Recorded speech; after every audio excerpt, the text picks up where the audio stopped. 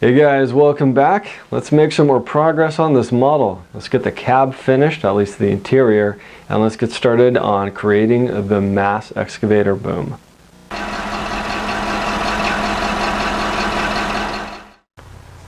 Alright, so now it's time to get started on the interior. Now for this one, I'm going to leave the interior mostly the same. The changes I'm going to make are going to be removing that pseudo console and building one from scratch. But the armrests, the chair, I will be modifying this to have what looks like a removable headrest and then a cover for the storage compartment. But other than that, it's going to be mostly the same. Once the cab is installed, you're not really going to be able to see much of it anyways. And the interior for this one is pretty similar to the B series interior, aside from the fact that this flips back in the E and F models and it's stationary in the B models. But once that cab is in place, you can't even tell, so I'm not gonna really bother changing it around. First thing I got to do is make it drop down inside this. Again, if you remember from the last episode, this is what holds the cab in place when it's installed. So let's get started on that.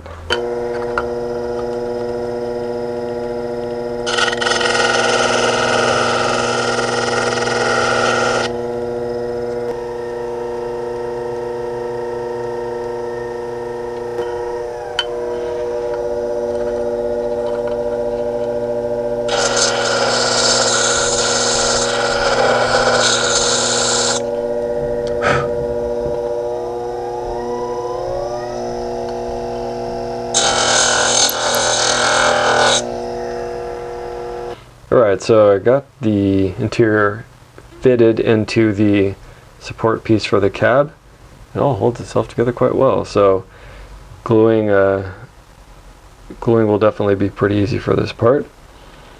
One thing I noticed about this, another thing that I noticed about this cab is this window right here is a lot bigger than it needs to be. You can see this part right here where that interior panel sits up. That is actually the height that this window is supposed to be at.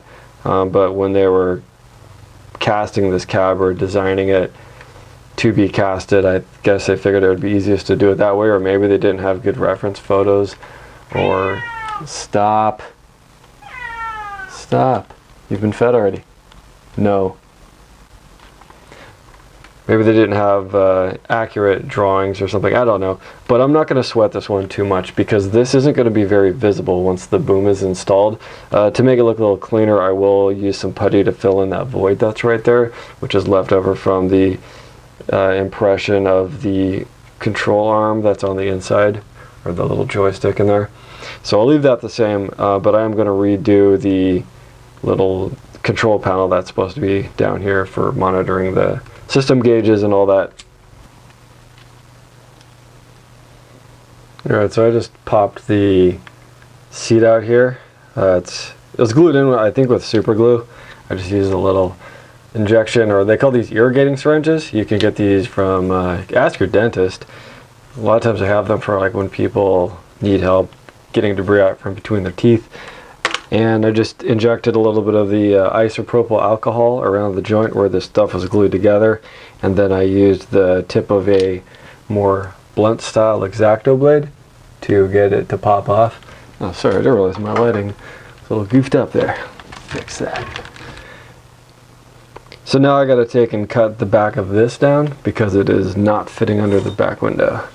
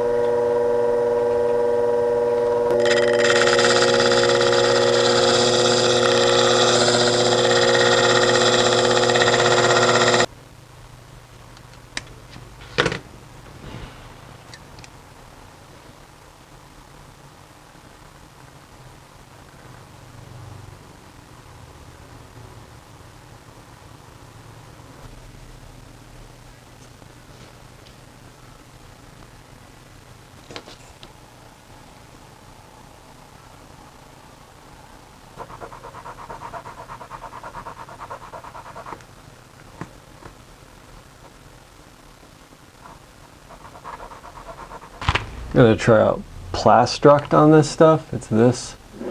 I haven't used this stuff a lot. Not the biggest fan of it thus far. And even though the bottle is sealed, I've been watching it slowly evaporate over the last year, which probably wouldn't matter if I used it more frequently, but because I don't use it very frequently, it's kind of like it's just burning itself off. But let's see how it does with this black plastic from the model and the foundation for a little control panel that I'm building here in combination with this polystyrene.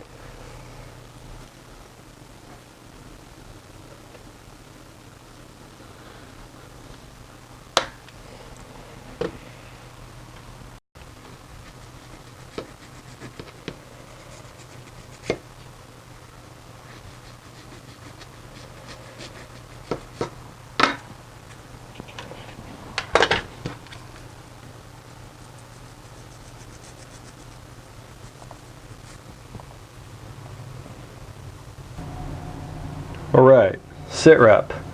So I've been pretty pleased with how this solvent came out. The stuff's on here pretty good. The seat came out really well as well. The headrest is held on quite good. So I'm not going to actually film the process of shaping this plastic and then adding the putty to it. Well, I'll show you guys putting the putty on, but this has all required me to work really close to my face, and it doesn't film very well, so I'm just going to have to do updates on this as I roll through it. But yeah, as far as that Plastruct, apparently I just didn't use it right the last time I tried to use it, or maybe I used it on the wrong type of plastic, but it is working great as far as attaching stuff to this. I think this is called PVC plastic, and I do believe that is what Plastruct is best for, so really pleased with it so far.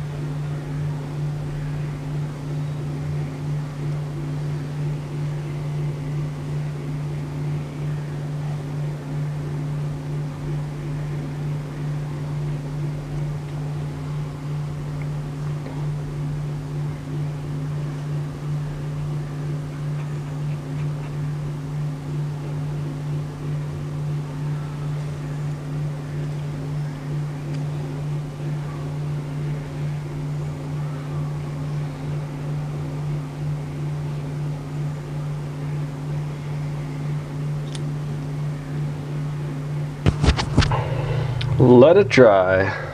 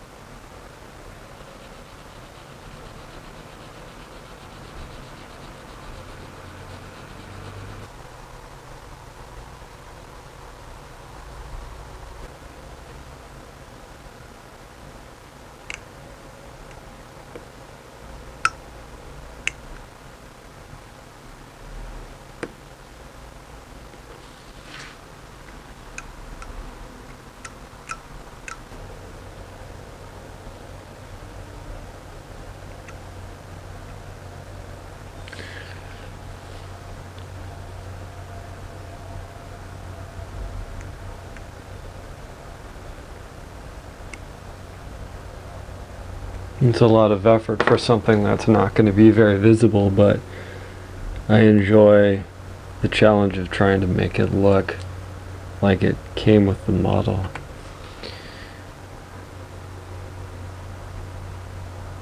So I'm just trying to clean up the edges here to make it look more like a piece that was attached by the factory, not so much like a glob of putty that I sanded down. So by going through with this blade and cleaning up the edge here, I'm able to make it look a little bit more machine made, not so much handmade. So I encourage you to get good at using different mediums. And what I mean by that is get good at using putty, get good at using plastic, get good at learning how to manipulate brass and solder brass, because when you can combine all those various things, you really expand your abilities and what you can work with and the final outlook of an item. Take your time, go back over stuff. If it doesn't look right, if you don't like the way it looks, redo it. Because you'll stare at it every time you look at it on your shelf with the other models and go, man, I really wish I would have taken a little bit more time to do that one part. But sometimes we gotta learn those lessons, right? I have another model that we're gonna get to look at here down the road. It's one that I started on and never finished just because I wasn't satisfied with how I was building it.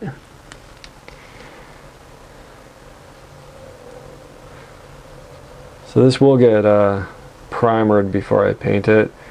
I'm gonna need to because there's just tiny little dimples right there.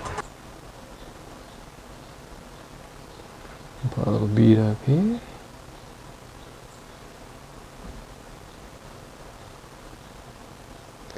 And just a bit down here, which isn't really going to matter.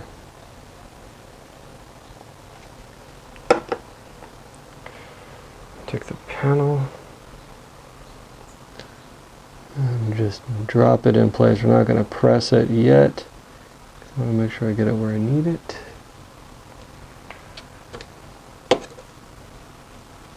Assistance from some tweezers.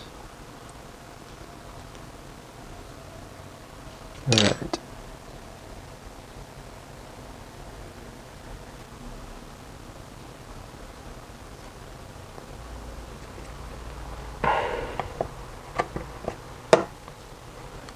Just a little bead of glue left on the bottom there. Grab and just pull that away. Right, I'd like to add a little bit more detail here. When it's installed in the cab, I can still see this opening right there, so I'm going to close that up.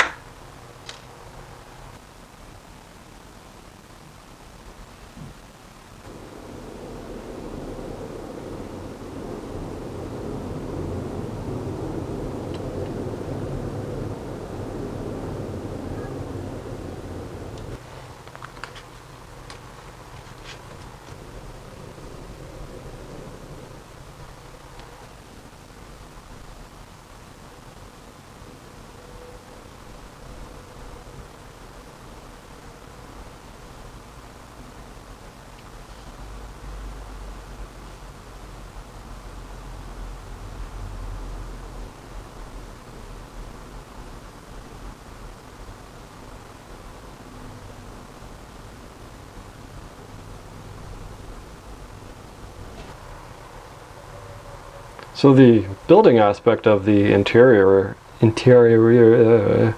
is done.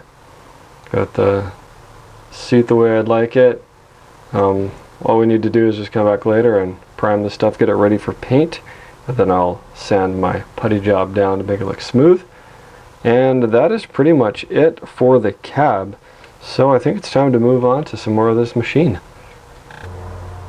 So coincidentally and luckily for me, the 349 Undercarriage is about 17 feet 7 inches long, or in metric 5.37, and the undercarriage for the 345BL is also the same length. Now, Caterpillar offered four different track options for the 345B. They offered the standard 900 millimeter tracks, which you see here, and then they offered a set of heavy duty tracks in 600, 750, and I believe 650 millimeters wide. And when equipped with the heavy duty tracks, the undercarriage utilized 3 top rollers and not 2. So you can see these guys right here. That would only be equipped with 2 with the standard tracks. I'm going to leave the standard tracks because I like the way the wide tracks look, even though the standard tracks were rarely ever equipped on the mass excavator versions. I just think it looks cool and a little bit different. And the mass excavator, well, I should say the heavy duty undercarriage would have been equipped with dual steps in each corner. However, the standard one only comes with a single step. So what we're going to do is modify this. We're going to cut the bottoms of these off and make it look a little bit more accurate. Another thing that compelled me to want to redo the undercarriage is these. I don't know if you guys can see them.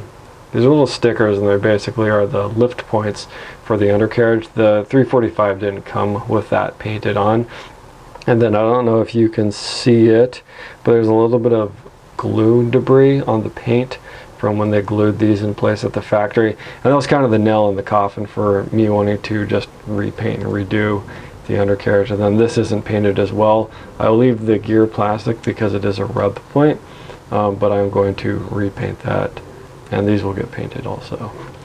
Another thing that I need to change is the points where these two go together. Don't quite fit. It's a little too big for the hole, so I'm going to have to drill that hole out a bit. So before we begin, I'm going to uninstall the tracks. On this model it's pretty easy because they actually added spring tensioners, which is kind of cool. So let's just go and press that back, roll that off, take it off. Oh, and this is going to get repainted too. It's a piece of plastic. Let's take the other side off. Pretty easy, just push that back. And we'll put the tracks. These actually I'm not going to repaint. I'm just going to keep them as is. Painting tracks is a pain in the neck, so if I can get away with not painting them, I'm absolutely going to do it.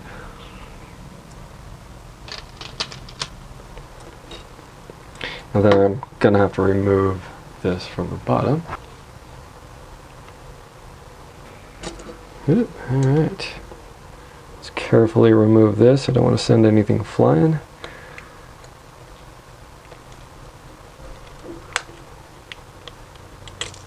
Oop, spring just popped out.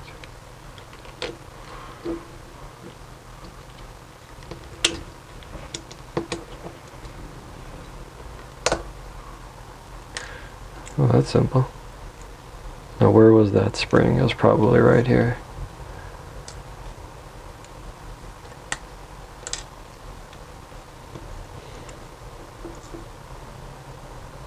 Oh no, it's that right here. Okay. Try to take things apart in such a way that I can see how they went together, but sometimes you pop it apart before you get a chance to see. So it would have sat right here, then the spring goes in under there, and then that is what creates that action. Time to get these wheels off. Or wheels, these sprockets. It's just a little bit of distance there, so it's just held in with this cap. But I'm not going to pry from up here because if I damage it, that will be really visible. So I'm going to pry from back here where you can't see it if I mess up. Just apply a little pressure. Uh-oh. Oh man, I already crushed one of those. That's alright.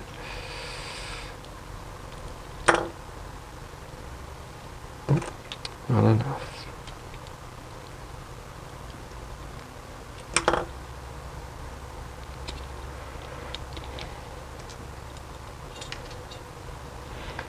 So one thing I got to work on is when I'm holding something, like I just with my finger just crushed that thing down and it's broken now. So something else that I get to fix later. Alright. Alright, so these little units are glued in place, so I'm gonna try to carefully remove them using the chisel style X-Acto. See if I can break the glue contact.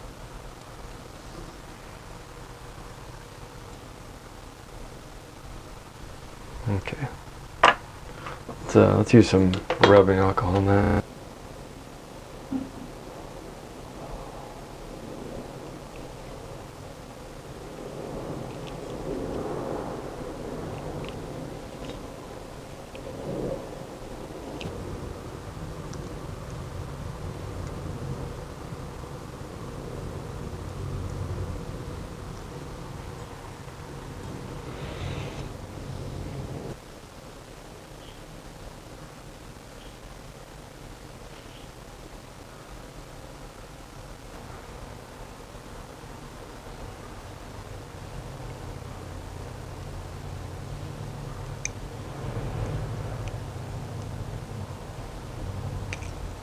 There we go.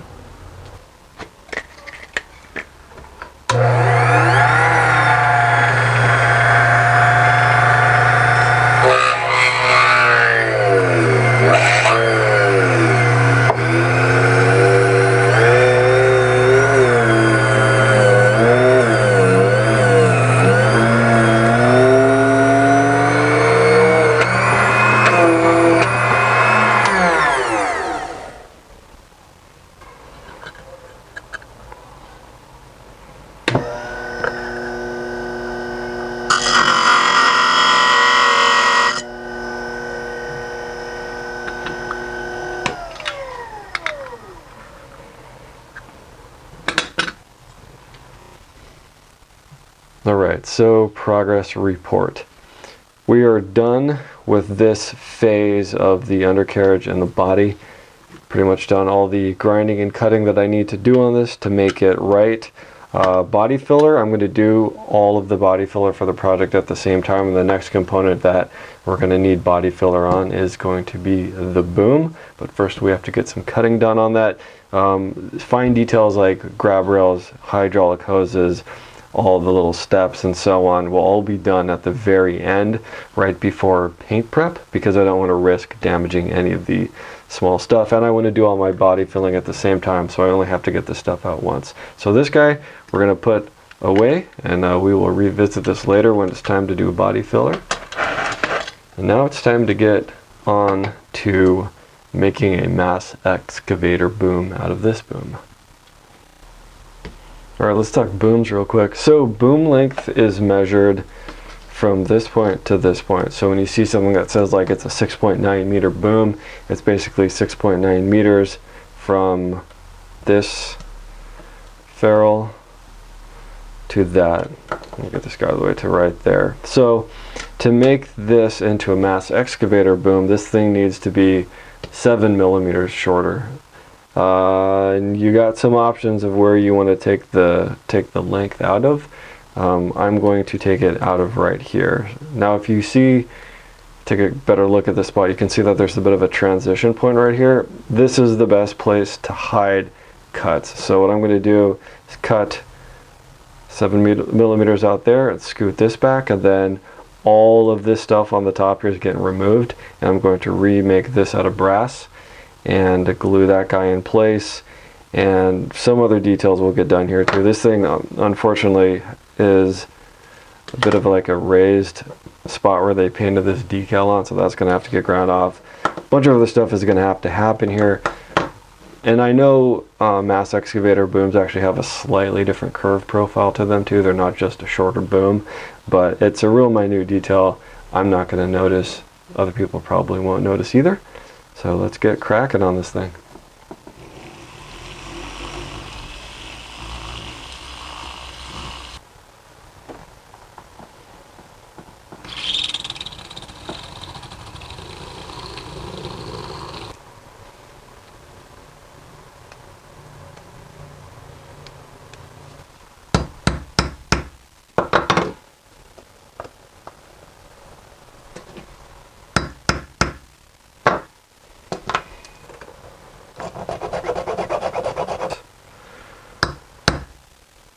Just trying to gently convince it to come out, but it is going slow. But I can see that this is a little bit wonky. So I think when it was installed, it wasn't dead on. Making slow progress. I'm probably not gonna reuse this pin.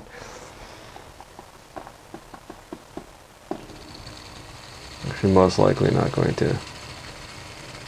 So I don't care if I mess the pin up. I just don't want to mess up the eye on this thing. It looks good. A little bit of paint loss on the top. Alright, one side out, let's get the rest out here. Oh yeah. That could have been from me hammering it through, but probably not. A lot of times when they get installed and then the machine stamps the other end out, it also crushes it to decrease that gap, gets you less wobble in the model, but it also makes for a bent pin which can be difficult to get out. I'm not going to be reusing any of this hosing. Just take all that off.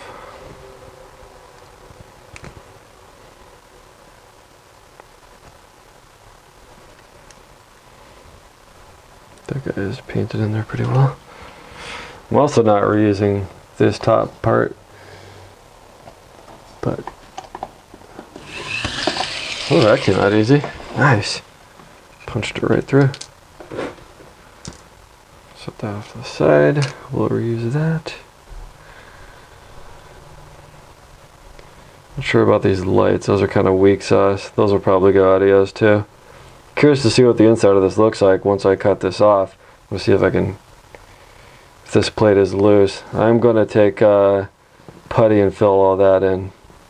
Maybe I'll just glue it, and then all that's going adios, all that detail. All right.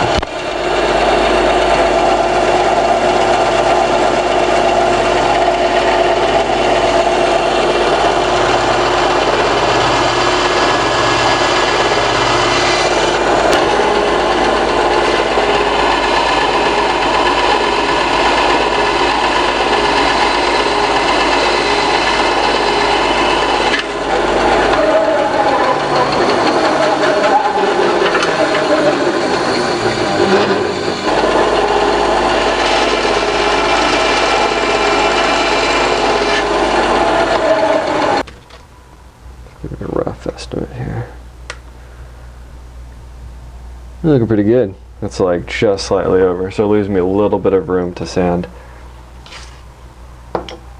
Don't figure out how to put that together. I think I've got an idea.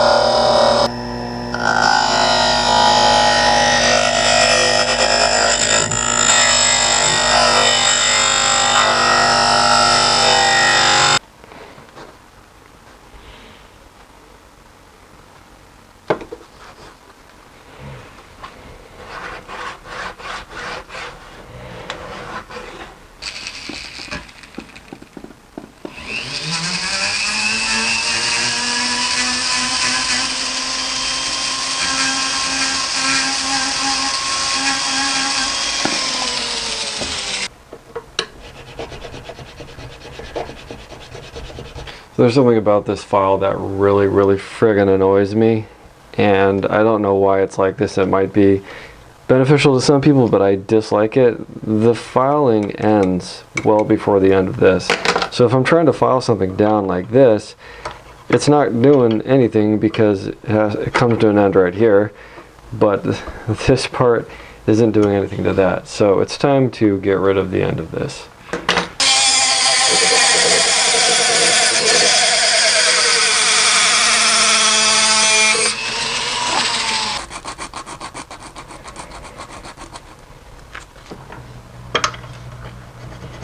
Much better. Alright, so I got most of the rough sanding and grinding done. Got these sides as smoothed out as I can. Looking pretty good. Just going to take the paint off and we'll do the finish sanding later. I just need to depaint the two parts so that I can get ready to assemble them.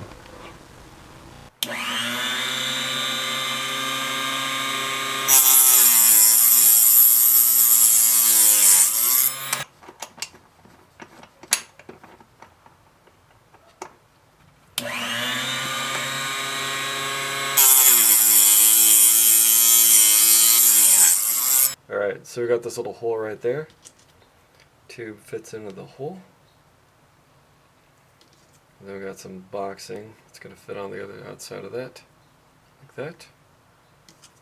More box on the outside. We'll get all soldered and glued together.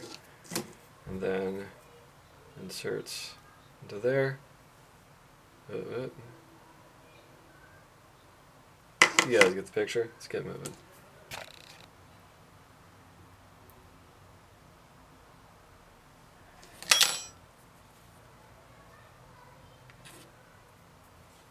Dropping little pieces of solder in here.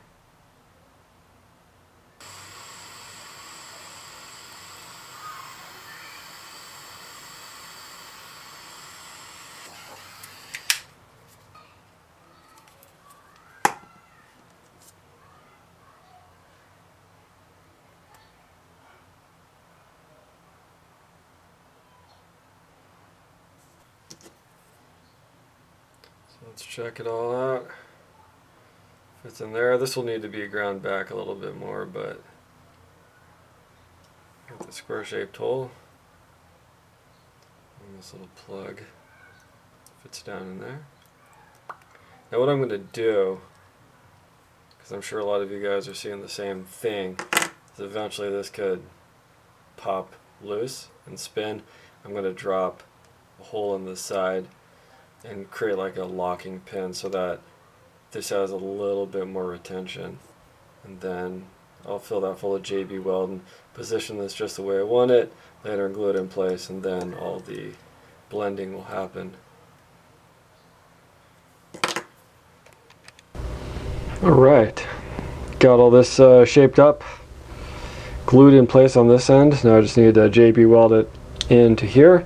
Put a little, glued a little shim in on the inside just so it sits a little bit more stable. Use JB weld to hold it in place. And then after it's all glued up, I'll punch my little holes in there so we can make some locks to hold this in place even firmer, so that there's no worry of it coming apart.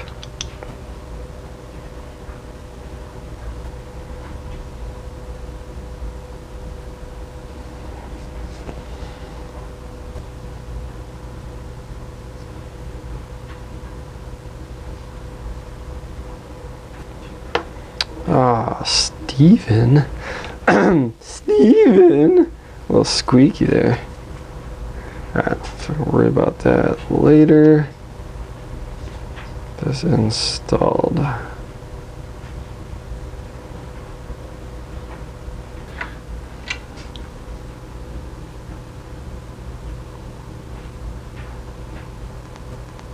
I made this stuff a little bit hot because I wanted it to cure quickly. If you're wondering what I mean by hot, it means I used a little bit more hardener than I did steel.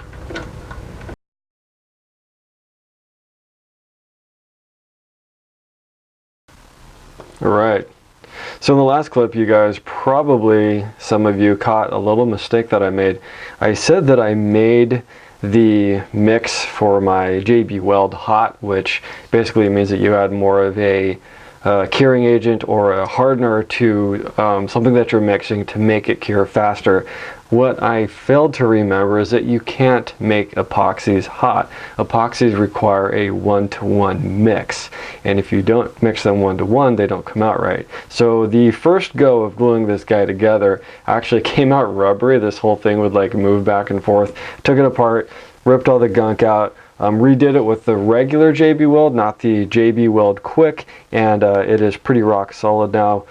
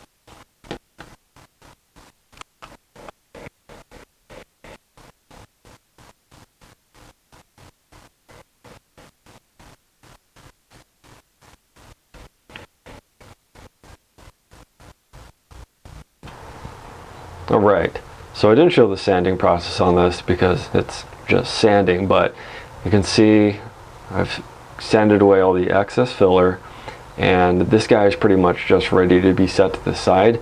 Now this isn't paint ready, it is primer ready, which means we'll come back to this later right before the painting stage, kind of finish this off to make sure it looks really smooth. But for the most part, we're really satisfied with how this all came out. So let's set this guy off to the side and get to the boom.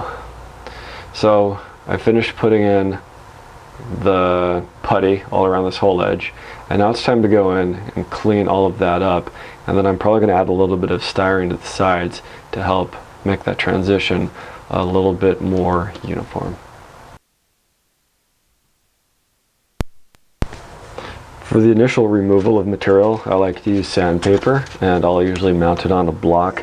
When I did this side of this, I mounted it on a block, and want to work with it. You don't want to use a file because you'll just jam up the teeth on the file, and it's not as efficient in removing material. And then once you get closer to the metal, then bust out the file, because you want, if you use sandpaper like a sanding sticks are great, but they're also your worst enemy because they're squishy. So what ends up happening is that little bit of squish starts going towards the softer material, which in this case is the putty. So you start creating little valleys in between the metal that you're trying to fill in, which ends up working against you. So that's why the block of wood is good, because it doesn't allow the sandpaper to drop down in as much.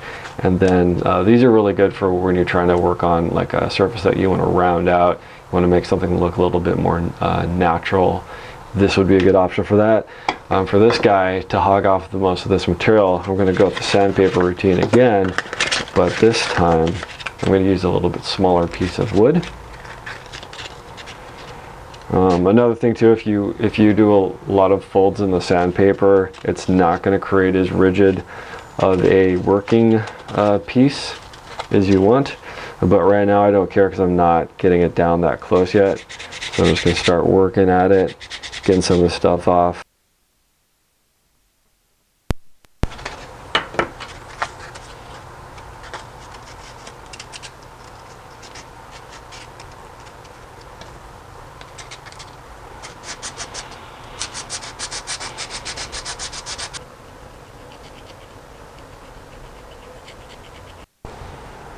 So when I was talking about sanding sticks and trying to make like something look a little bit more of like a natural edge, so I have this transition point here where this is all putty. I can use the file and try to make it lined up really evenly, but it's not going to create like a perfectly machined looking edge. So in order to make this look more appealing when it's sanded, I'm going to round this out. And that's where something like a sanding stick comes into play, and that's where that foam backed sandpaper really starts to help out, because now I can make that transition less defined, roll it in, and make it look a little bit like more like it was cast that way, instead of making it look like two pieces that were held together. So now I've gotten rid of that hard edge right there. I have a little bit of a smoother transition, and when this thing's all painted up, that won't be as much of an eyesore. It won't catch your eye and be like, oh man, look at there's that weird squiggly line where these two pieces of metal were glued together. Instead, it just kind of blends together.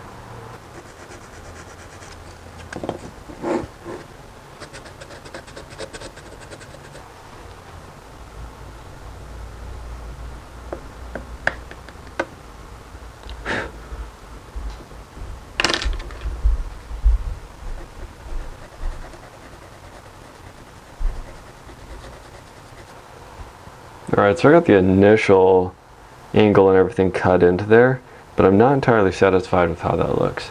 I think it looks okay, but I think I could do better. So I'm going to give my second idea a try and see if I can just cut a little piece of styrene to glue onto that to create a much more geometric transition point between here and there.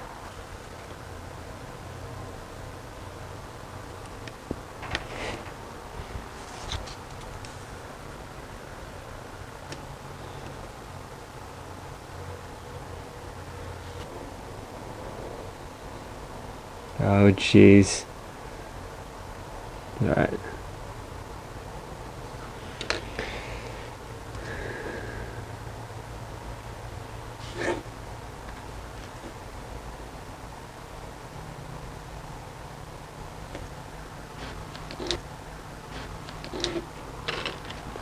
Houston, we have successfully pulled out of the nosedive and are recovering.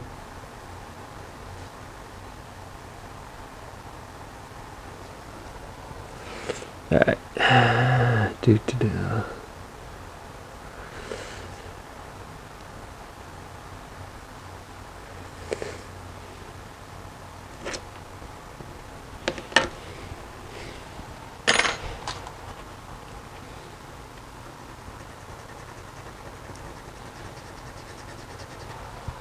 Alright, so I got the other side done. I used just putty for this one, or I just used the putty that was already there, but it came out good. I don't even need to use the styrene on this one. There's a little spot where I need to do a little bit of patching, and then some of the casting lines disappear. I think it's this side that it's a little bit of a shorter ledge than it is over here, so it kind of makes it look like the bottom of this sticks out this way more, but it's actually because this lower lip is deeper than this one. But nothing's perfect. And yeah, it looks pretty good. I will know more later when I go to do the priming. That's going to definitely reveal all of the little errors that I'll need to fix, but for now it looks pretty good. I'm just going to create like just a little bit of putty to fix, a little bit of a dip that's in there, but pretty satisfied with it. Alright guys, that wraps up this episode. Please stay tuned for the next episode. I'm going to be making the stick out of brass. It's going to be a mass excavator stick, and I'm going to be making it completely from scratch. So it's going to be a pretty big challenge, should be fun, and I'll see you guys then. Adios.